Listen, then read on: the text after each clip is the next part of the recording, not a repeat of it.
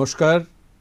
আজকে আমরা এসডিটিভি স্টুডিওতে আমরা পেয়ে গেছি শ্রী প্রবীর মণ্ডল, যাকে আমরা আমাদের অঞ্চলে তুফানদা বলে চিনি।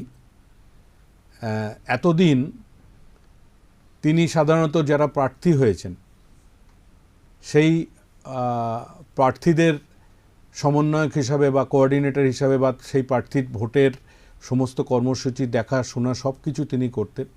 এইবারে তিনি আমাদের বামফ্রন্ট মনোনীত পাণ্ডবেশ্বর বিধানসভার সিপিআইএমের প্রার্থী এবং দল তাকে এইবারে সরাসরি প্রার্থী করেছেন। নমস্কার তুফানদা। নমস্কার। আপনাকে আমাদের এসডিটিভি স্টুডিওতে স্বাগত। এই ঠিক ভোটের আগে এত দিন আমরা আপনাকে চিনি যে আপনি বামফ্রন্টের হয়ে, বিশেষত সিপিআইএম পার্টির হয়ে কাজ করেন, এলাকাতে কাজ করেন, বিভিন্ন প্রার্থীর হয়ে তার ভোটের প্রচারে কাজ করেন। এইবারে দল আপনাকে প্রার্থী করেছে, এটার বিশেষ কি কারণ? দেখুন, কারণ বলা মুশকিল। আমাদের তো পার্টি অন্তপ্রাণ, পার্টির জন্যে কাজ করে যায়। আর পার্টি যখন মনে করে যে কাজ করতে বলে সেই কাজ করি। এবারেও হচ্ছে গিয়ে পার্টি ঠিক করেছে আমাকে প্রার্থী করা হবে, আমি প্রার্থী হয়েছি। আচ্ছা, সেক্ষেত্রে আপনাকে আমরা কাজোড়া, অন্ডাল, রানীগঞ্জ এইখানেই যেহেতু আপনি থাকেন, এইখানের আপনার বিচরণটা একটু বেশি, কিন্তু আপনি প্রার্থী হয়েছেন পাণ্ডবেশ্বরে। এটা কি দলের একটা কোনো রকমের বিশেষ স্ট্র্যাটেজি বলবো? না, স্ট্র্যাটেজি ঠিক না। বিষয়টা হচ্ছে আমার কাজটা এখন প্রায় 11 সালের পর থেকেই পাণ্ডবেশ্বর ব্লকে কাজ করতাম। গোটা পাণ্ডবেশ্বর ব্লকটার দায়িত্ব আমার ছিল। কিছুদিন পরে আমি সেখান থেকে আবার লাউদোয়া ব্লকেরও দায়িত্ব পাই সাংগঠনিক কাজ করার জন্যে। কাজে ওই দুটো ব্লকেই আমার কাজ করার অভিজ্ঞতা আছে এবং এই দুটো ব্লকের গ্রাম, কলিয়ারি, বাজার, রাস্তাঘাট খুব অল্প হলেও হয়তো আমার জানার বাইরে থাকতে পারে, তাও নেই মনে হয়। আমি সবটাই জানি এবং মানুষের সাথে পরিচিতিও আছে ওখানে। ধন্যবাদ দাদা। এখন ঘটনা হচ্ছে যে 2021-এর যে বিধানসভার ফলাফল, তাতে করে আইএসএফের একটি ক্যান্ডিডেট আপনাদের নওশাদ সিদ্দিকী জিতেছে, আপনাদের তরফে এইটা 0। এবং আমরা দেখতে পাচ্ছি পশ্চিমবঙ্গে অন্যান্য যারাই ক্যান্ডিডেটের সঙ্গে আমরা বসছি, কথা বলছি, যাই করছি, তারা এই বামফ্রন্ট, আমরা যখন জিজ্ঞেস করছি আপনার মূল প্রতিদ্বন্দ্বীকে, তারা কিন্তু তৃণমূল হলে বিজেপিকে বলছে, বিজেপি হলে তৃণমূলকে বলছে, বামফ্রন্টকে মূল প্রতিদ্বন্দ্বী মনে করছে না। সেই জায়গায় দাঁড়িয়ে পাণ্ডবেশ্বরে আপনি নিজেকে কোথায় দেখছেন? পাণ্ডবেশ্বরে এখনও যেটুকু প্রচার আমি করেছি, 12টা গ্রাম পঞ্চায়েত নিয়ে এই বিধানসভা কেন্দ্র, ইতিমধ্যে আমি 6টা গ্রাম পঞ্চায়েতে প্রচারের কাজ শেষ করে ফেলেছি। ওই 6টা গ্রাম পঞ্চায়েতে হালকাভাবে শুরু করেছি, কয়েকদিনের মধ্যে ওগুলো শেষ করে ফেলব।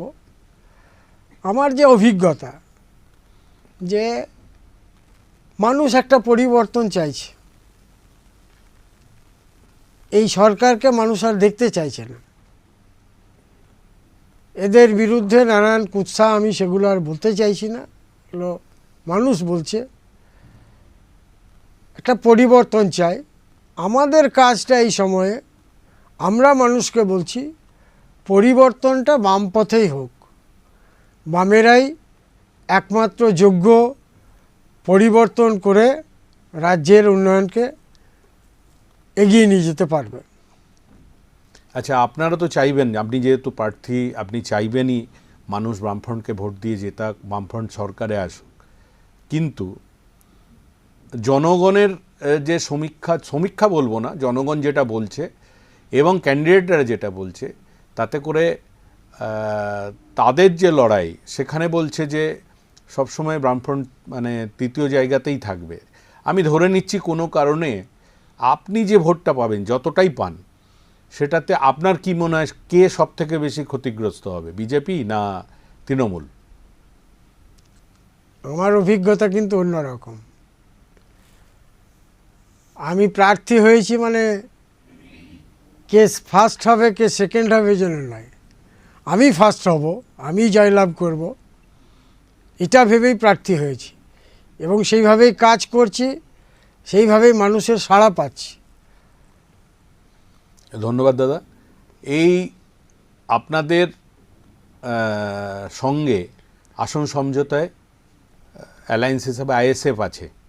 আমরা খুব কিছুদিন আগে দেখলাম তৃণমূলের একজন বহিষ্কৃত নেতা আরাবুল ইসলাম, তিনি আইএসএফের ক্যান্ডিডেট হয়েছেন এবং সেটা নিয়ে আপনাদের নেতা মোহাম্মদ সেলিম তিনি আপত্তি জানিয়েছেন।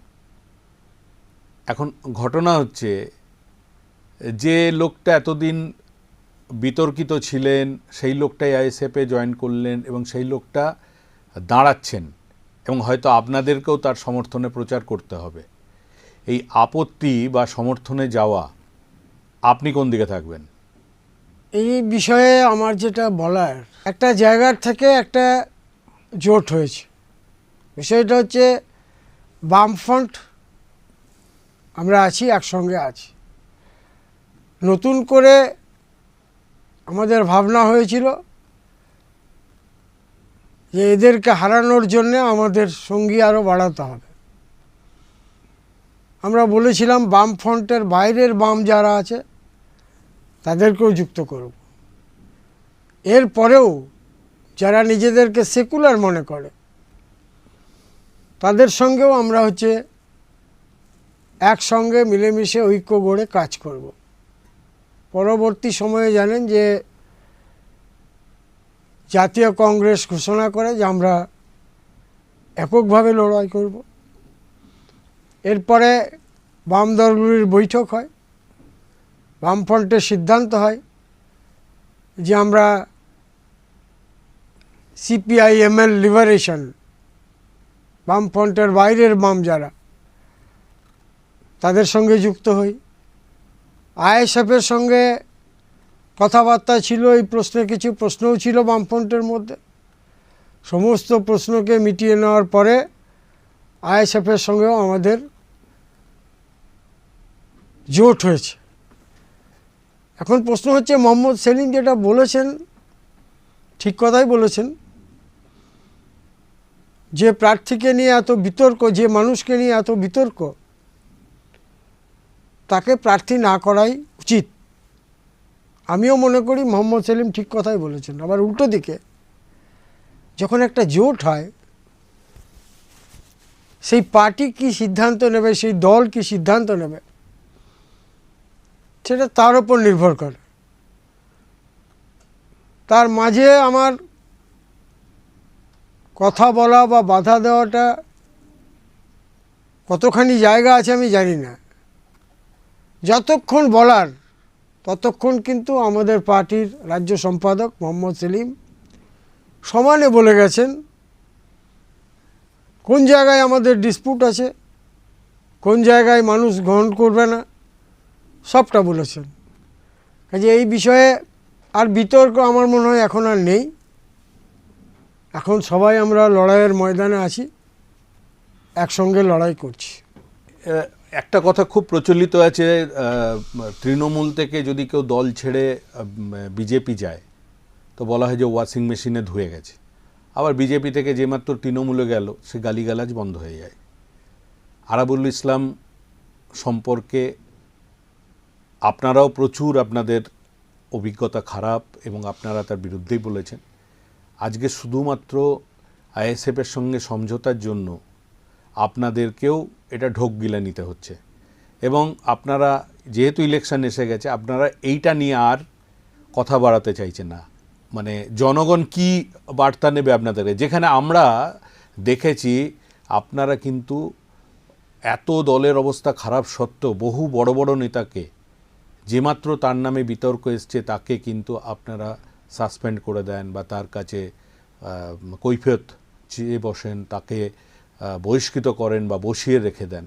সেইখানে আপনারই অ্যালায়েন্স পার্টি আপনাদেরই সমালোচিত ক্যান্ডিডেটকে জোর করেই প্রায় দাঁড় করিয়ে রেখেছেন এবং আপনাদেরকে কিন্তু কোথাও না কোথাও ঢোক গিলতে হচ্ছে। এটা কি আপনি মানেন? দেখুন, ঢোক গেলার ব্যাপারটা না, ব্যাপারটা হচ্ছে এই জন্যে আমরা বামপন্থী, এই জন্যে আমরা কমিউনিস্ট। আমাদের দলের মধ্যে কোনো রকম অনৈতিক কাজ যারা করে, যা প্রমাণ হয়, তাকে দল থেকে বহিষ্কার করা হয়, হয়েছে অতীতে, এখনও হচ্ছে এবং ভবিষ্যতে হবে। এছাড়া কমিউনিস্ট পার্টি শক্তিশালী হতে পারে না। একটা নির্বাচনী যুদ্ধে, নির্বাচনী লড়াইয়ে আমি আগে বলেছি যে কমিউনিস্ট পার্টি হচ্ছে গিয়ে বাম ফ্রন্ট তৈরি করেছে, তারপর বাম ফ্রন্টের বাইরের বামকে নিয়েছে এবং আমরা আবেদন জানিয়েছিলাম যারা এই মুহূর্তে ভারতবর্ষের যা পরিস্থিতি, যারা ধর্মনিরপেক্ষতায় বিশ্বাস করে, তাদের সঙ্গেও আমাদের যাওয়া দরকার। দেশটাকে রক্ষা করতে হবে, প্রশ্নটা রাজ্যর না, প্রশ্নটা দেশের। সেই জন্যেই আমরা হচ্ছে গিয়ে এই জোরটা করেছি। কিন্তু বারবার বলার অর্থ তাদেরও বোঝা উচিত যে কেন এই কথা বলছি, কেন মোহাম্মদ সেলিম এই কথা বলছিলেন, কেন মানে বাধা দেওয়ার চেষ্টা করছিলেন। এটা নিশ্চয়ই তারা উপলব্ধি করছেন। আমাদের যে আপনার প্রশ্ন, যে আমাদের কোনো প্রশ্নের সম্মুখীন হতে হবে বলে মনে হয় না, কারণ আমাদের দলে এই ধরনের কোনো নেতৃত্ব, কোনো মানুষকে আমরা গ্রহণ করি না, গ্রহণ করবে না আমাদের পার্টি। এটাই আমাদের শেষ কথা। ধন্যবাদ দাদা। আমি আবার পাণ্ডবেশ্বরের প্রসঙ্গে আসছি, আমাদের অঞ্চলের শিল্পাঞ্চলের প্রসঙ্গে আসছি। পাণ্ডবেশ্বর মূলত এখানে প্রচুর কয়লা খনি আছে। স্বাভাবিক, আপনাদের যখন সরকার ছিল তখন থেকে আজ অবধি দূষণ এখানকার একটা সমস্যা। আপনি যে অঞ্চলে থাকেন সেখানেও মঙ্গলপুর বা ওইসব অঞ্চলেও স্পঞ্জ আয়রনের একটা দূষণ, যেটা আপনাদের সরকার আমল থেকে চলছে, আজও চলছে এবং এর ফলে প্রচুর মানুষ এর সমস্যায় ভুগছেন। সেই যে সমস্যাটা কন্টিনিউয়াস চলে আসছে, যদি আপনি যেতেন তাহলে এটার উপর কতটা আপনার নজর দেওয়া সম্ভব? দেখুন, দূষণ নিয়ে যখন মঙ্গলপুর শিল্পাঞ্চল তৈরি হয়, ঠিক তার কিছুদিন পরেই দূষণের বিরুদ্ধে আমরা মানুষকে দিয়ে সক্রিয় হই। তখন এখানে কোনো বিরোধী দল ছিল না, কংগ্রেস ছিল, তখন তৃণমূলের জন্ম হয়নি। আমরা সেই সময় থেকেই দূষণের বিরুদ্ধে লড়াইয়ে আছি এবং শুধু লড়াইয়ে আছি না, সেই সময় আমরা দেখেছি বেশ কয়েকটা কারখানা হচ্ছে গিয়ে যাতে দূষণ মুক্ত হওয়া যায় তার কিছু ব্যবস্থা গ্রহণ করেছিল। আমি দেখিনি, আমি শুনেছি যে রাত্রেবেলায় তাদের কিছু সিস্টেম তারা চালু করেছিল যার মধ্যে দিয়ে দূষণটা যাতে না ছড়ায়। এটা কিন্তু তখন শুরু হয়েছিল, যা একেবারেই বন্ধ হয়ে গেছে। আর এখন কয়লা খনি তো আমাদের কি বলবো, জন্মের পর থেকেই কয়লা খনি আমরা দেখছি। আমার বাড়ি মঙ্গলপুর শিল্পাঞ্চল থেকে প্রায় 7-8 কিলোমিটার দূরে কাজরা গ্রামে, যার চারিদিকে হচ্ছে গিয়ে কলিয়ারি, প্রচুর কলিয়ারি।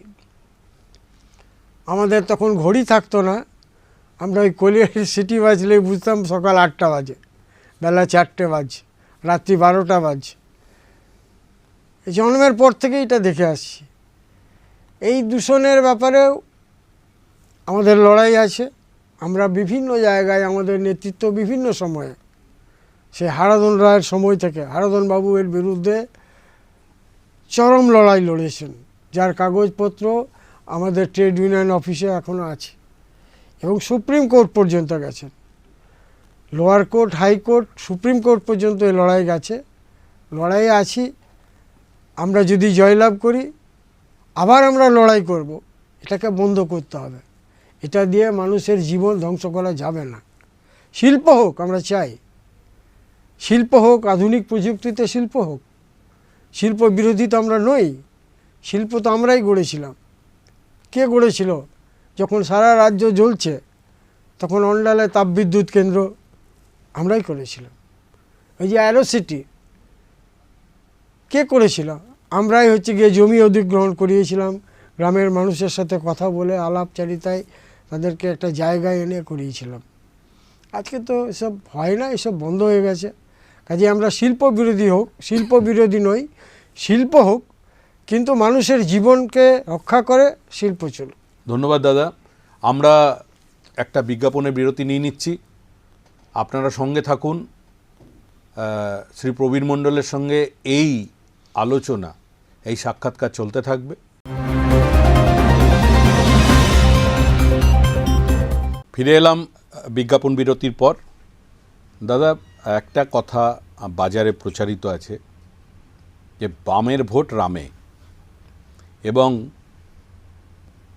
ভোটার সংখ্যা যে অনুপাতে বেড়েছে তার থেকে অনেক বেশি বিজেপির ভোট বেড়েছে। এই ভোটটা আমাদের কাছে যা তথ্য আসছে বা বিরোধীরা যা বলছে, আপনাদের বিরোধীরা যা বলছে, তাতে করে বামের ভোট রামে চলে আসছে। কি বলবেন? দেখুন, এটা বলা খুব মুশকিল। ভোট বামেরও না, রামেরও না, অন্য কারোর না। ভোট জনগণের। কেউ কোনোদিন ইচ্ছাকৃত কোনো ভোট কোথাও পাঠাতে পারে না। এটা একটা বানানো গল্প তৈরি করা হয়েছে, বামের ভোট রামে। অ্যাকচুয়ালি বামের ভোট রামে যেই জন্য বলছে যে বামেরা যে ভোট পেয়েছিল সেই ভোটটা বোধহয় রামে গেছে। পেয়েছিল মানে ওটা বামের ভোট কেন বলছে? আজকের পরিস্থিতিতে তৃণমূল যেটা ভাবছে, এই যে আপনারা দেখাচ্ছেন 254 হ্যান ত্যান কী সব, এটা তো নাও থাকতে পারে। জনগণ যা চাইবে তাই হবে, সেটাই ঠিক হবে, অন্য কিছু থাকবে না। আর অ্যাকচুয়ালি বামের ভোট যেটা একদম বাম পার্টির ভোট, সেটা কোনো দিন কোথাও যায়নি, যাবেও না। মানুষ খানিকটা এধার ওধার হয়েছিল, এটা ঠিক। আমার অভিজ্ঞতায় এখন দেখছি মানুষ আবার ফিরে আসছে। আর এমনি গোটা দেশ জুড়ে তো একটা ঢেউ তৈরি করা হয়েছে কায়দা করে। বহু আগের থেকে সব টিভি সিরিয়াল, রামায়ণ, মহাভারত দেখানোর উদ্দেশ্যটাই ছিল তাই, মানুষের মধ্যে বিভাজন তৈরি করা। এটা দিয়ে ভালো কাজও হয়, খারাপ কাজও হয়। আর এই যে প্রচার হচ্ছে, এই প্রচারটাও ঠিক না, এটা একটা বায়ানারি। এই যে ছায়া যুদ্ধ হচ্ছে, এই যে নমিনেশন দেওয়ার সময় যে ছায়া যুদ্ধ আমরা দেখলাম, এর সঙ্গে সঙ্গে এটাও দেখলাম যে রামনবমীর দিনে কেউ গুজরাটি পোশাক পরেছে, কেউ রাজস্থানের পোশাক পরেছে। দুটো প্রার্থী পাশাপাশি একসঙ্গে কাঁধে কাঁধ মিলিয়ে হাঁটছে। কাজে এগুলো বানানো হয়, এগুলো তৈরি করতে হয়। বড় পরিকল্পনা থেকে এগুলো বেরিয়ে এসছে মানুষকে ভুল বোঝানোর জন্য, আর কিছু না। আপনাদের দলে আজকে এক ঝাঁক তরুণীদের মুখ এসছে, মীনাক্ষী, শতরূপ, সৃজন, দীপশিতা, এবং এদের আমরা যখন এদের কোনো ইন্টারভিউ দেখি বা এদেরকে যদি রাস্তাতে দেখি, আমাদের মনে হয় মানুষ ভীষণভাবে এদের অ্যাকসেপ্ট করে। এরা সোশ্যাল মিডিয়াতেও আছেন। সেই জিনিসটা ভোটের বাক্সে কেন কনভার্ট হচ্ছে না, কি মনে করেন আপনি? এরা তো সবে এসছে, কাজ তো করছে, শুরু করেছে কাজ। 1920 সালে আমাদের পার্টির জন্ম হয়েছে। আমরা 1967, 1969 একটু ক্ষমতায় এসেছিলাম, পরে আবার 77, 78 এগুলো এসেছি। এখন এই তরুণ প্রজন্ম হচ্ছে গিয়ে কাজের মধ্যে দিয়ে আছে, তারা কাজ করছে। এই কাজের সুফল আমরা পাবোই, পার্টি পাবেই, আমরা মধ্যে পার্টি এবং আরও বহু নতুন প্রজন্মের ছাত্র ছাত্রী ধারাবাহিকভাবে আসছে। এটা আসতে থাকবে। এটার জন্যে এখনই ভোট বাক্সের দিকে তাকালে হবে না। ভোট বাক্স কখন ভরে যাবে কেউ বুঝতে পারবে না, হয়তো এই নির্বাচনেও ভরে যেতে পারে। আমরা তো এই আশা করছি যে এই নির্বাচনেও আবার একটা বাম গণতান্ত্রিক ধর্মনিরপেক্ষ জোটের সরকার হতে চলেছে। আরেকটা জিনিস, এটা কতটা আপনাদের জন্য হতাশাজনক আমরা জানি না, যে প্রতিকুর রহমান বেরিয়ে চলে গেলেন। তিনি দলে গণতন্ত্র রক্ষা হচ্ছে না বলেই বেরিয়ে চলে গেছেন, এবং আজকের দিনে তিনি তৃণমূল কংগ্রেসে গিয়ে যোগ দিয়েছেন। এটা নিয়ে আপনার কী বক্তব্য? এটা নিয়ে দেখুন, মানুষ তো রক্ত মাংস গড়া, আর পচা গলা সমাজ ব্যবস্থায় আমরা জন্মেছি, আস্তে আস্তে বড় হচ্ছি। কিছু কুপ্রভাব হচ্ছে গিয়ে এই সমাজ ব্যবস্থার আমাদের মধ্যে ঢুকতেই পারে। সেই রকম প্রভাবে প্রভাবিত হয়ে হচ্ছে গিয়ে দল ছেড়ে অন্য দলে গেছেন, হতে পারে। মানে প্রতিকূলের মতন মানুষ, তাহলে ধরে নিতে হবে যে বাম যে শিক্ষা বা বাম যে কালচার, যেভাবে মানুষ বামপন্থীরা যেভাবে ওঠে, আমরা তাদের দেখতে পাই সিধা সাদা জীবনযাপন, সহজ সরল জীবনযাপন, তাদের বৈভব থাকে না। সেই জীবনযাপন থেকে হঠাৎ করে গিয়ে এমন একটা ডান দলে গিয়ে পড়লেন, যার বিরুদ্ধে এত কুৎসা করলেন, এখন গিয়ে তাদেরই দিয়ে বলছেন এবং আপনাদের নিয়ে এত কথা বলে যাচ্ছেন সংখ্যালঘু হওয়ার কারণে এবং এই সব কারণে। আপনি কি মনে করেন আপনার ভোটের উপর এর কোনো প্রভাব আসবে? না না, এর কোনো প্রভাব আসবে না। কারণ প্রতিকূল, আপনি ঠিকই বলেছেন, আমাদের পার্টির রাজ্য কমিটির সদস্য হয়েছিল। তারও একটা কারণ আছে। পার্টি সিদ্ধান্ত গ্রহণ করেছিল যে আমাদের যতগুলো গণসংগঠন আছে, ছাত্র, যুব, মহিলা, কৃষক, শ্রমিক, তাদের যারা রাজ্য নেতৃত্ব, তাদেরকে পার্টির রাজ্য কমিটিতে যুক্ত করা হয়েছে। প্রতিকূল একটা বাচ্চা ছেলে ছাত্র সংগঠন করত, সে ছাত্র সংগঠনের রাজ্য সভাপতি হয়েছিল, সে রাজ্য কমিটির সদস্য হয়েছে। আমি তার মানে তাকে কিছু জানে না এই কথা বলতে চাইছি না। বয়সটা অল্প, ধৈর্যটা কম, ধৈর্য রাখতে পারলো না, ধৈর্য হারিয়ে গেল, তাই সে অন্য রাজনীতিতে চলে গেল। এখানে আমাদের কি বলার থাকতে পারে?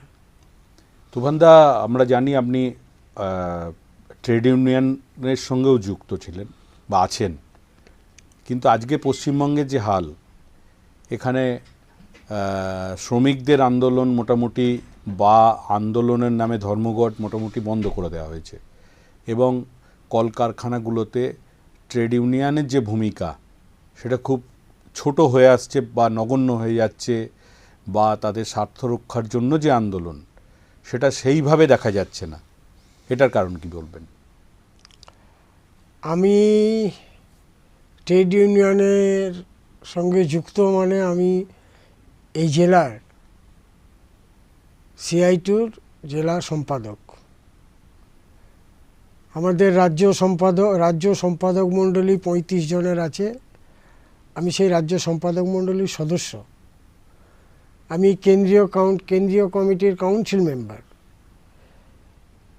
কাজেই এই ধর্মঘটের প্রভাব পড়ছে না বলছেন। আমি মূলত কয়লা শিল্পকে নিয়ে কাজ করি। কয়লা শিল্পে ধর্মঘটের প্রভাব কম পড়েনি। এই যে ধর্মঘটটা হলো সম্ভবত 12ই ফেব্রুয়ারি, তারিখটা মনে পড়ছে না, গোটা ভারতবর্ষে কয়লা শিল্পে 80 থেকে 85% ধর্মঘট হয়েছে। সবচেয়ে ভালো ধর্মঘট হয়েছে এই কয়লা শিল্পে। আমাদের রাজ্যে বলতে কয়লা শিল্প আমাদের জেলাতেই বেশি। আমাদের যে সিয়াল, তার হচ্ছে গিয়ে আমরা জানি বেশিরভাগ উৎপাদনটা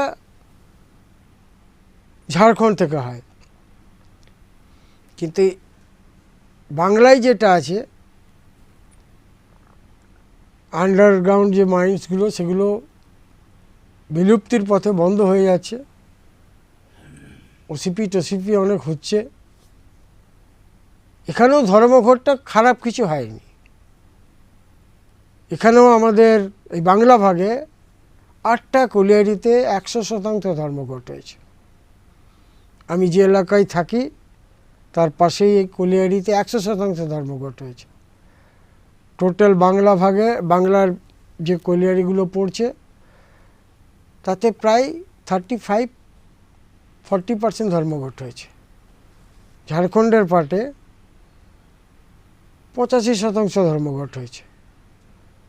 আমাদের যে ইসিএলে উৎপাদন হয় কয়লা শিল্পে, ঝাড়খণ্ডে 50 মিলিয়ন টন হলে আমাদের ইসিএলের এই পার্টে ওই 15 থেকে 18 মিলিয়ন টন হয়, 20 মিলিয়ন টন হয়। সামগ্রিকভাবে গোটা ইসিএলটাকে দেখলে ইসিএলের ধর্মঘটটা কিন্তু ভালো ধর্মঘট হয়েছে। এবার ধর্মঘট সফল হচ্ছে না কেন, শ্রমিকরা করছে না কেন? আপনারা জানেন যে শ্রমিকরা কি কষ্টের মধ্যে আছে, কি অত্যাচারের মধ্যে আছে। এটারই লড়াই এই নির্বাচন। বাক স্বাধীনতা নেই তাদের। শ্রমিকরা কথা বলতে ভয় পায়, লুকিয়ে ইউনিয়নের মেম্বারশিপ কাটে। কেউ কেউ গিয়ে জোর করে একটা করে সই করিয়ে নেয় আর চেক আপ পদ্ধতিতে তাদের মেম্বারশিপ করে নেয়। কয়লা খনির শ্রমিকদের উপরে এত অত্যাচার হচ্ছে, শুধু কয়লা খনি শ্রমিক বললে ভুল হবে, এখানে দেখবেন বাকরুদ্ধ সবাই, যে কোনো শ্রমিক, কেউ কথা বলতে পারে না। অথচ আপনারা বামফ্রন্ট যারা দেখেছেন, শ্রমিকদের লড়াইয়ের একটা অধিকার ছিল। আমাদের এই নির্বাচনী লড়াইয়ে প্রথম দাবি আমার হচ্ছে গিয়ে গণতান্ত্রিক পরিবেশকে ফিরিয়ে আনতে হবে, কথা বলার অধিকার মানুষকে দিতে হবে, এটাই আমার বলার। ধন্যবাদ দাদা। আমাদের বর্তমান সরকারের বিরুদ্ধে আপনাদের প্রচুর অভিযোগ, প্রচুর দুর্নীতির অভিযোগ, রেশন দুর্নীতি, স্বাস্থ্য দুর্নীতি, শিক্ষা দুর্নীতি, ভুরি ভুরি অভিযোগ আছে। কিন্তু সেই অর্থে আরজি কর ছাড়া আমরা বড় কিছু আন্দোলন দেখতে পাচ্ছি না। আপনাদের যে গ্রহণযোগ্যতা, অন্তত যখন আপনারা রাস্তায় থাকেন বা টিভিতে থাকেন, সেখানে এটা অনস্বীকার্য যে এই আন্দোলনের যে গ্রহণযোগ্যতা বা আপনারা যা করেছেন অতীতে, কিন্তু এখন আমরা সেই ধরনের বড় আন্দোলন দেখতে পাচ্ছি না। এটা কেন? এটা কেন, এটার উত্তর একটাই, যেখানে গণতান্ত্রিক পরিবেশ নেই, করতে দেওয়া হবে না কিছু। আমি আজকে রাস্তায় দাঁড়িয়ে আন্দোলন করব, রাত্রেবেলায় গিয়ে আমার স্ত্রীকে ভয় দেখানো হবে, সাদা থান পাঠিয়ে দেওয়া হবে, এগুলো তোমার জন্য অপেক্ষা করছে। সেই পরিবেশ তো চাই আন্দোলনের, তৈরি হবে পরিবেশ, ভাঙবে না, এসব থাকবে না, একটা বাঁধ ভাঙা পরিবেশ হবে। আমি জানি না বামপন্থীরা করতে পারবে কি না পারবে না জানি না, কিন্তু হবে, এটা লিখে রাখুন, এটা জেনে রাখুন, হবে। এই মানুষকে আটকে এভাবে রাখা যায় না। আমরা বামপন্থী যারা আছেন বা বামপন্থীর এই আন্দোলনকে বা এই মনোভাবাপন্ন বা এই জিনিসটাকে, নীতিকে যারা সমর্থন করেন, বিশ্বাস করেন, আমি এটা বিশ্বাস করি, দেখেছিও আমরা আমাদের বয়সকালে, যে এনাদের আটকে রাখা সম্ভব না, বা থানের কাপড় পাঠিয়ে বা ধমকি দিয়ে। তার কারণ হচ্ছে কিছুদিন আগে, 1 বছর আগেই আরজি করের আন্দোলনে আমরা দেখেছি কিভাবে অচল হয়ে গেছিল রাজ্য। বাকি জায়গায় কেন এই ধমকি কাজ করবে, বা বাকি জায়গায় এটা কি কোথাও একটা সফট টার্গেট কাজ করছে, যে না ঠিক আছে, আমরা যদি এদেরকে আটকাই তাহলে বিজেপি এসে যেতে পারে, এরকম কিছু নয় তো? দেখুন, আমাদের এখানে এই সরকারটা জন্মানোর পরেই দুর্নীতির বড় ঘটনা ঘটেছিল। এটা হচ্ছে ওই সারদা, সবচেয়ে বড় ঘটনা। বহু মানুষ ক্ষতিগ্রস্ত হয়েছে, বহু মানুষ।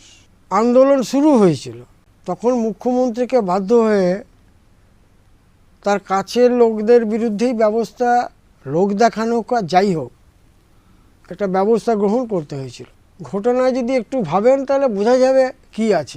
যারা এর সঙ্গে যুক্ত ছিল তারা কোথায় আছে, দার্জিলিংয়ের কোন পাহাড়ে ছিল, সেখান থেকে পুলিশ ধরে নিল, কুণাল ঘোষকে ধরে নিল, কত মানুষের সর্বশান্ত হলো।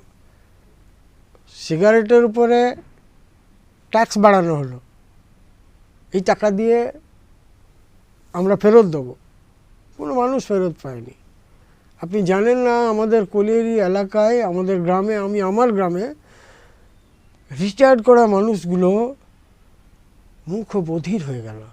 তাদেরকে প্রলোভন দেওয়া হয়েছিল, তারা অ্যালকেমিস্টে টাকা ইনভেস্ট করেছিল, 8 লাখ টাকা পেয়েছে, 10 লাখ টাকা পেয়েছে রিটায়ার্ড করার পর, প্রায় পুরো টাকাটা ইনভেস্ট করেছে। ছেলেকে জিজ্ঞেস করেনি, স্ত্রীকে জিজ্ঞেস করেনি, মেয়েদের জিজ্ঞেস করেনি। যখন জানতে পারলো যেগুলো আর পাবো না, বিছানায় পড়ে থাকলো, কথাও বলতে পারছে না, কিছুই নয়, চোখ দিয়ে জল বেরোচ্ছে।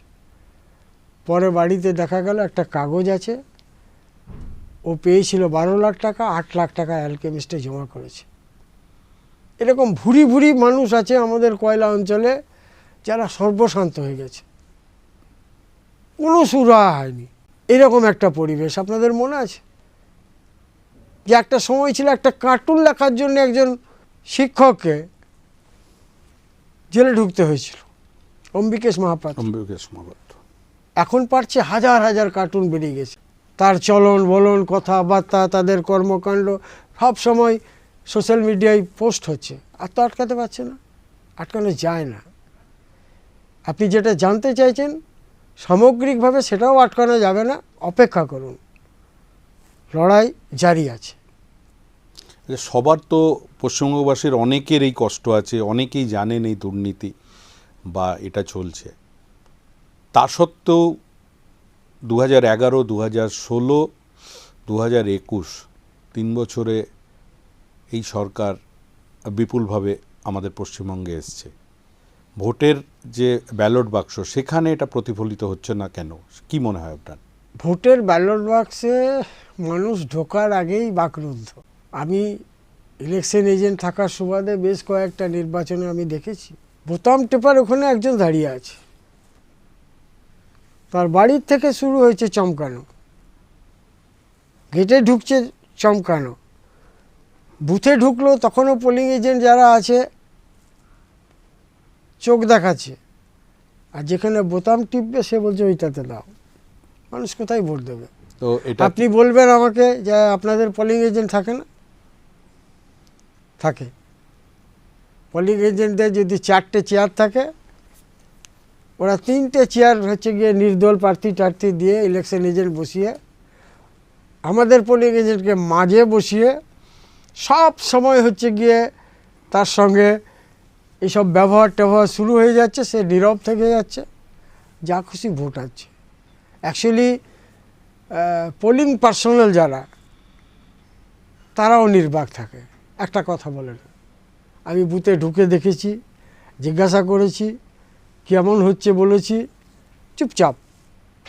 তো দাদা, এই ছবি কি আপনাদের যখন সরকার চলতো, এই রিগিং, সায়েন্টিফিক রিগিং, এ তো আপনাদের সময়ও হয়েছে কিনা আমি জানি না। আপনি যদি যান, আমি যে গ্রামে বড় হয়েছি, এখন 11খানা বুথ, ওই তল্লাটে আমরা দায়িত্বে ছিলাম, একটা মানুষ দেখাতে পারবেন না যে আমরা জাল ভোট যেন কাউকে দিয়ে দেওয়া করিয়েছি, একটা মানুষ দেখাতে পারবেন না। আমি চ্যালেঞ্জ করে বলতে পারি, এটা একটা প্রচার যে আমাদের সময় নাকি হয়েছে। আমাকে অনেক পুলিশ অফিসার বলেছে এই সরকার পরিবর্তনের পরে, এ তো আপনারাও করেছেন, আপনি কোথায় করেছি দেখান। আমরা করেছি এটা দেখাতে হবে, তো আমরা করেছি। আপনি আমাদের এই তল্লাটে অন্ডাল নিয়ে শুরু করে গোটা এলাকাটাতে কোথাও দেখাতে পারবেন না, খান্দরা উখড়া, যে কোনো জায়গায় আমরা সরকার ক্ষমতায় থাকাকালীন সময়ে আমাদের লোকরা হচ্ছে কি বুথ দখল করে ভোট করেছে। এটা কথার কথা, এটা একটা প্রচার হয়ে গেছে। আমি জানি না অন্য কোথাও কি হয়েছে না হয়েছে, আমি আমার নিজের অভিজ্ঞতার কথা বলছি, আমি যা দেখেছি আমি সেটা বলছি। আমার 71 বছর বয়স, 45 বছর আমি এই রাজনীতিতে আছি, ছোটোবেলার থেকেই আছি, বহু নির্বাচন আমি দেখেছি, কোনো দিন আমি দেখিনি এই ধরনের, আমাদের এলাকায় আমরা দেখিনি। এবারে জানি না, মাঝে মাঝে খবরে দেখেছি, টিভিতে আপনারাও বলেছেন, শুনেছি, কিন্তু আমি নিজে, মানুষ তো নিজেকে সবচেয়ে বেশি ভালোবাসে, নিজেকে বিশ্বাস করে। আমি নিজেকে দেখে আমি কোনোদিন ওটাতে বিশ্বাস করি না। পাণ্ডবেশ্বরের 3টে প্রধান সমস্যা কি মনে করেন আপনি? পাণ্ডবেশ্বরের 3টে প্রধান সমস্যা যেটা আপনি জিতে আসলে চেষ্টা করবেন। পাণ্ডবেশ্বরের সমস্যা বলতে আমার কাজ করার অভিজ্ঞতাই বলছি, আর এখন পাড়ায় পাড়ায় বাড়ি বাড়ি গিয়ে বুঝছি যে এই যে একটা রেকর্ডিং চলছিল উন্নয়নের পাঁচালি টাচালি, এইসব বাস্তবিক অর্থে কিছু হয়নি, গ্রামের কোনো উন্নয়ন হয়নি। তবে এটা হয়েছে যে কয়েকটা জায়গায় মন্দিরগুলোকে সাজানো হয়েছে, কোথাও মসজিদকে সাজানো হয়েছে, রাস্তা জিজ্ঞাসা করছে এই রাস্তা কখন হয়েছে, বামফ্রন্টের সময় হয়েছে, এখন আর কিছু হয়নি। আমরা জিতে আসলে আবার সার্বিক উন্নয়নের কথা ভাবব, কোনো ব্যক্তির উন্নয়ন আমার কাছে উন্নয়ন না, সার্বিক উন্নয়নটাই আমাদের কাছে উন্নয়ন। এরকমভাবে কি বলবো, এই যে দেখুন দুটো বাজেট হলো, একটা উদাহরণ দিই আপনাকে। পশ্চিমবঙ্গে একটা নির্বাচনের আগে বাজেট হলো, সেখানে 1500 টাকা করে যুবসাথী নিয়ে কি বেকার ভাতা বলছে দেওয়া হবে। কেরলেও নির্বাচন, কেরলেও বাজেট হলো, তারা স্নাতক পর্যন্ত ফ্রি শিক্ষা ব্যবস্থা করে দিল। আজকের দিনে কেরালায় সরকারি স্কুলেই ছাত্রছাত্রীরা বেশি যাচ্ছে, বেসরকারি স্কুলগুলো বন্ধ হয়ে যাচ্ছে। আজকেই দেখলাম একটা খবরে, নেপালে বোধহয় বেসরকারি স্কুল তুলে দেওয়ার কথা বলছে, আর সেখানে আমাদের রাজ্যে 1500 টাকা ভাতা দিয়ে 8200 স্কুল বন্ধ করে কার্যত শিক্ষাকে ধ্বংসের দিকে নিয়ে যাচ্ছে। না তো আপনারাও তো বেকার ভাতা দিতেন আপনাদের সময়। হ্যাঁ, দেওয়া হয়েছে বেকার ভাতা। তো এখানেও তো বেকার ভাতাটা দেয়া হচ্ছে, একটু হয়তো টাকার অঙ্কটা বেড়েছে। না তা না, আমরা বেকার ভাতা দিতাম। মনে রাখবেন বুদ্ধদেব বাবু আসার আগেই বেকার ভাতা চালু হয়েছিল। তারপরে বামফ্রন্ট যখন জন্ম নেওয়ার পরে পশ্চিমবঙ্গের কৃষিতে উন্নয়নটা প্রথম করেছিল। কৃষি ব্যবস্থাটা যখন শক্তিশালী হয় তখন আমরা মনে করেছিলাম শুধু কৃষি নিয়ে মানুষ বাঁচতে পারবে না, শিল্প চাই। ঠিক তার আগের মুহূর্তে কিছুদিন বেকার ভাতা দেওয়া হয়েছিল। পাশাপাশি শিল্প গড়ার একটা ব্যাপক উদ্যোগ পশ্চিমবঙ্গে তৈরি হয়েছিল। কৃষির উন্নয়নের ফলে গ্রামাঞ্চলে বাজার তৈরি হয়েছিল। সেই বাজারকে দখল করার জন্যে যাদের কাছে পয়সা আছে তারা শিল্প গড়ার জন্য পশ্চিমবঙ্গে এসেছিল।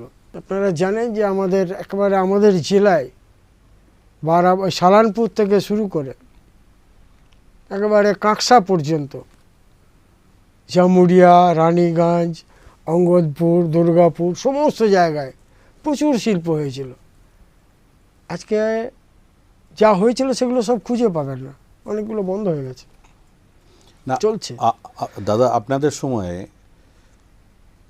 আমাদের শিক্ষা ব্যবস্থার প্রাথমিক থেকে ইংরাজি তুলে দেওয়া হয়েছিল। এতেও তো মানুষ বাধ্য হয়েছিল যে ইংরাজি শেখার জন্য তারা প্রাইভেট স্কুলে যেতে বাধ্য হয়েছে। এটাও তো হয়েছে আপনাদের। না, এটা তো বাধ্য হওয়ার কথা নয়।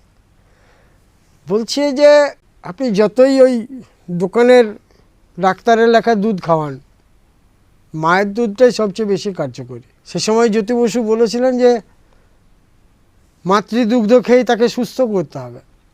আমাদের রাজ্যের বড় একটা অংশ পিছিয়ে পড়া মানুষ, যারা ইংরেজি শিক্ষার ভয়ে শিক্ষা থেকে দূরে সরে যাচ্ছিল, তাদেরকে শিক্ষাঙ্গনে আনার জন্যে ইংরেজিকে সরিয়ে রাখা হয়েছিল কয়েকটা ক্লাসের জন্য।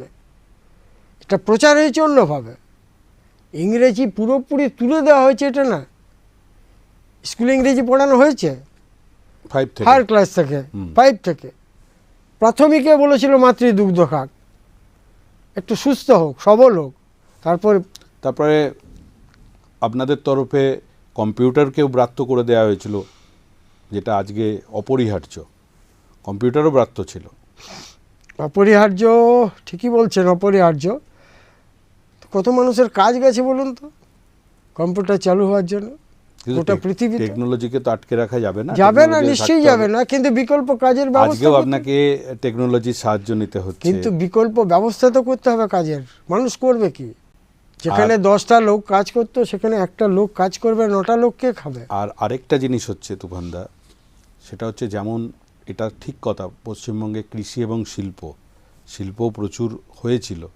আবার জঙ্গি আন্দোলনে প্রচুর শিল্পপতি এখান থেকে শিল্প গুটিয়ে আপনাদের সরকারের সময় চলেও গেছিল।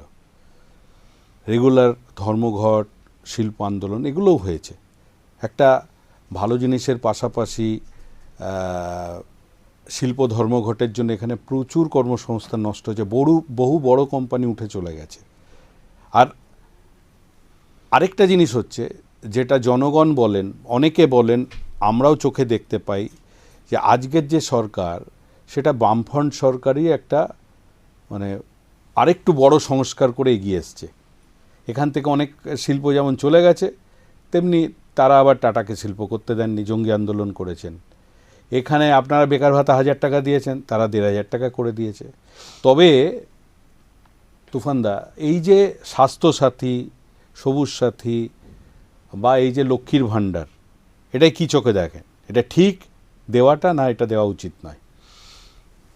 আমার প্রথম প্রশ্ন, আমি তো দেবো, আনবো কোথার থেকে, পাচ্ছি কোথায়?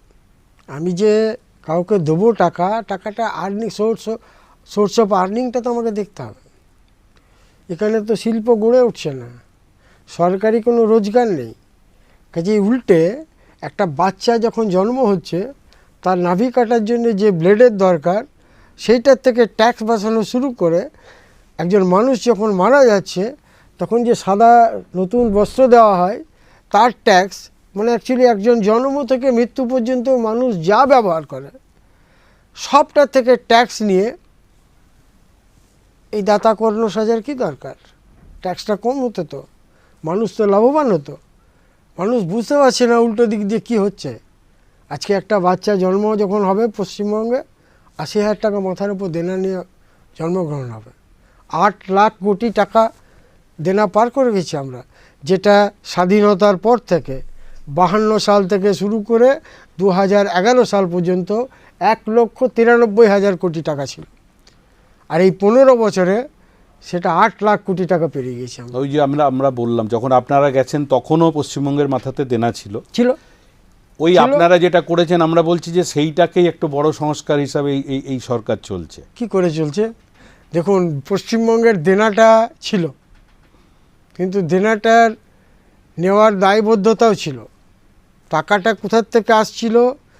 বাজারের ঋণ ছিল না, ঋণটা ছিল এই যে স্মল সেভিং যেগুলো আছে, এই সবের যে টাকা আপনি জানেন যে 10,000 টাকা রাখলে 6,000 টাকা রাজ্য নেবে, 4,000 টাকা দিল্লি নিয়ে যাবে। আবার এই 6,000 টাকার 12,000 টাকা রাজ্যকে দিতে হবে, দিল্লি হচ্ছে কি 8,000 টাকা দেবে, তবে এই ডবলটা ফেরত পাবে। এই টাকাটাই বড় টাকা ছিল। আর এটা চাপানো হচ্ছে শুধু বামফ্রন্টের আমলে 1,93,000 কোটি টাকা। এটা কিন্তু ঠিক না। 1952 সালে যখন প্রথম থেকে সরকার গঠিত হয়, কংগ্রেস ছিল দীর্ঘদিন। কেউ বলে না যে কংগ্রেসের সময় দেনা ছিল, আমি শুনিনি কাউকে। ওই দায়ভার নেয়নি। দুবার যুক্তফ্রন্ট এসছে মাঝে, অল্প সময়ের জন্য হলেও এসছে। এরপরে 77 পর্যন্ত কংগ্রেস ছিল। তারপর যে 34টা বছর, এটা বলতে পারেন বামফ্রন্ট ছিল। সব মিলিয়ে কিন্তু 1,93,000 কোটি টাকা। আর আজকে সেটা এখনও পর্যন্ত অডিট এসছে 8 লক্ষ কোটি টাকা। এও গুঞ্জন আছে, আরও কিছু দেনা আছে যেটা এখনও দেখানো হচ্ছে না। কি সর্বনাশ হয়েছে আমাদের, বলুন, কে দেবে এই টাকা? উনি মুখ্যমন্ত্রী হওয়ার পরই বারবার বলতেন আমাকে দেনা শোধ করতে হচ্ছে। কি দেনা শোধ করলেন উনি 1,93,000 কোটি টাকা নিয়ে চলে গেলেন 8 লক্ষ কোটি পার করে। পশ্চিমবঙ্গের সমস্ত মানুষ, একটা বাচ্চা জন্ম নেবে, 80,000 টাকা দেনা মাথায় নিয়ে আমার পশ্চিমবঙ্গের মাটিতে জন্মগ্রহণ করবে। তুফানদা, আরেকটা, আবার পাণ্ডবেশ্বরে ফিরে আসছি। পাণ্ডবেশ্বরের যেসব খনিগুলো পরিত্যক্ত, সেই সব বহু খনিতে জল জমে আছে বা জল রয়েছে, এবং প্রতি বছর বেশ কিছু মানুষ সেখানে দুর্ঘটনায় মারা যান। আপনি জানেন, যেহেতু আপনি একজন ওই গ্রাউন্ডেরই লোক, মাটিরই লোক, এই সমস্যা সমাধান নিয়ে কিছু চিন্তাভাবনা মাথাতে আছে বা আপনারা এইটাকে কি মানে কারোর দৃষ্টিগোচর করছেন যে এটা তো একটা জেনে শুনে ফাঁদ পাতার মতন ব্যাপার হয়ে গেছে, যে মানুষ মারা যাচ্ছে? দেখুন, সিস্টেমটা হচ্ছে ওসিপি করার ফলে এইগুলো তৈরি হচ্ছে। পরে ওসিপি যখন বন্ধ হয়ে যাচ্ছে তখন মানুষ লোভে ওইখানে কয়লা কাটতে যাচ্ছে। বেশিরভাগ মানুষ চাপা পড়ে ওইখানে মরছে। কিন্তু কয়লা খনি ওসিপি করা বারণ নেই। ওসিপি করার যে নিয়মটা হচ্ছে, যে মাটিটা তুলে নেওয়া হচ্ছে, মাটিটা সরিয়ে রাখা হচ্ছে এবং কয়লাটা তুলে নেওয়া হচ্ছে, আবার ওই জায়গাটাকে আগের মতো করে দেওয়া, এটা হচ্ছে কলিয়ারির উচিত। এইটার বিরুদ্ধে আমরা দীর্ঘদিন লড়াইয়ে আছি, এখনও আছি। যে আপনারা আগের অবস্থায় ফিরিয়ে দিন, ফেরাতে পারিনি, এখনও হয়নি। প্রতিদিন ওসিপির মাত্রা বাড়ছে, মানে আন্ডারগ্রাউন্ড মাইনিং থাকবে না, ওপেন কাস্ট মাইনিংই হবে। এই নিয়ে অনেক কাণ্ড চলছে, হচ্ছে। আবার এতে মজাও আছে, আপনি জানেন আপনারা যে আমাদের দুর্গাপুরের সাংসদ কি নাম কীর্তি আমাদের হেডকোয়ার্টারে বোধহয় সিএমডিকে একটা চিঠিও করেছিলেন। এই নিয়ে অনেক প্রশ্ন আছে ওখানে। সোনপুর বাজারি বলে একটা প্রজেক্ট আছে, সেখানে এক গাদার সঙ্গে প্যাচ আছে, ছোট ছোট কোম্পানি আছে। এর পাশাপাশি এক গাদা কোম্পানি আছে। উনি একটা ভালো প্রশ্ন দেখেছিলাম, চিঠিটা আমার কাছে আছে। চিঠিটা জমা দেওয়ার পরে চিঠিটাকে উইথড্র করতে হয় ওনাকে, পার্টির চাপে হোক যাই হোক। উখড়া এমজি রোডে ওই 7টা কোম্পানির অফিসের ঠিকানা আছে, উখড়া এমজি রোড। উনি চিঠিতে লিখেছিলেন এটা ইনকোয়ারি করা হোক, এই 7টা অফিস কার। চিঠিটা চাইলে আমি পাঠিয়ে দিতে পারি, চিঠিটা আছে আমাদের কাছে। চিঠিটা যদিও ওখানে জমা হওয়ার পর উইথড্র হয়ে গেছে, কিন্তু তার লেখাগুলো সব আছে। আমি এটা বললাম এই জন্যে, এটা তো লোক মরছে, এখানেও লোক মরছে। রাত্রেবেলায় ডেড বডি নিয়ে চলে যাচ্ছে, পরে তার বাড়িতে টাকা পৌঁছে দিচ্ছে। একটা পোস্টমর্টম হচ্ছে কিনা জানি না। আর আপনি যে লোক মরার কথা বলছেন, যে ইলিগাল মাইনিং করতে গিয়ে চাপা পড়ে মরে যাচ্ছে, এটা তো অবশ্যই বন্ধ করা দরকার। এর বিরুদ্ধে সবাইকে লড়তে হবে, একসঙ্গে লড়তে হবে। এটা আগামী দিনে আরও ভয়ঙ্কর রূপ নেবে, সাংঘাতিক চেহারা নিয়ে ফিরে আসবে। যে হারে মানুষের কাজ নেই, যে হারে বসে আছে, খেতে পাচ্ছে না, শখ তো সবারই হয়, স্বাদ তো সবারই হয়, পাচ্ছে না, চলে যাচ্ছে ওই জায়গায়। ঝাঁকে ঝাঁকে লোক চাপা পড়ে যাচ্ছে, হয়তো 20টা লোক চাপা পড়েছে, একটা ডেড বডি বের করে বাকি আর নেই বলে দিচ্ছে। কার ক্ষমতা আছে অত মাটি ওঠানোর? অত এই লড়াই আমাদেরকে করতে হবে, আমরাই করবো এই লড়াই, অন্য কেউ করবে না। এই ভোট প্রচারে যখন যাচ্ছেন তখন এইরকম জনগণের কাছ থেকে শুনছেন যে এবারে এই সরকার সরিয়ে বামফ্রন্ট সরকারকে ফিরিয়ে আনা দরকার, কেন ওরাই বোধহয় ভালো ছিল, এরকম শুনতে পাচ্ছেন কোথাও? সব সময় এটাই এখন মানুষের আওয়াজ। হয়তো কারো বিশ্বাস করবেন কিনা জানি না, আমি যা ঘুরেছি এই কয়েকটা দিন গ্রামে গ্রামে, কেউ কোনো খারাপ ব্যবহার, গালি গালাজ কেউ করেনি। এর আগেও ঘুরেছি, 11 সালের পরেও হচ্ছে গিয়ে একটু একটু উল্টো পাল্টা ব্যবহার হয়েছে। এবারে কিন্তু অন্যরকম ভাষা মানুষের। আবার তোমাদেরকেই দরকার, তোমরাই পারবে সব ঠিক করতে, এটাই হচ্ছে মানুষের প্রতিক্রিয়া। শ্রী প্রবীর মণ্ডল আমাদের স্টুডিওতে আজকে এসছিলেন। আমাদের চ্যানেলের তরফ থেকে আমাদের শুভকামনা আপনার প্রতি, এবং আমরা আশা করব জিতে এসে পাণ্ডবেশ্বরবাসীর জন্য আপনি আপনার যা যা ইচ্ছা সেসব কাজ করবেন, যা তাদের জন্য আগামী দিনে মঙ্গলদায়ক কাজ হবে। এই বলে আমরা আজকে আমাদের এই সাক্ষাৎকার শেষ করছি। নমস্কার।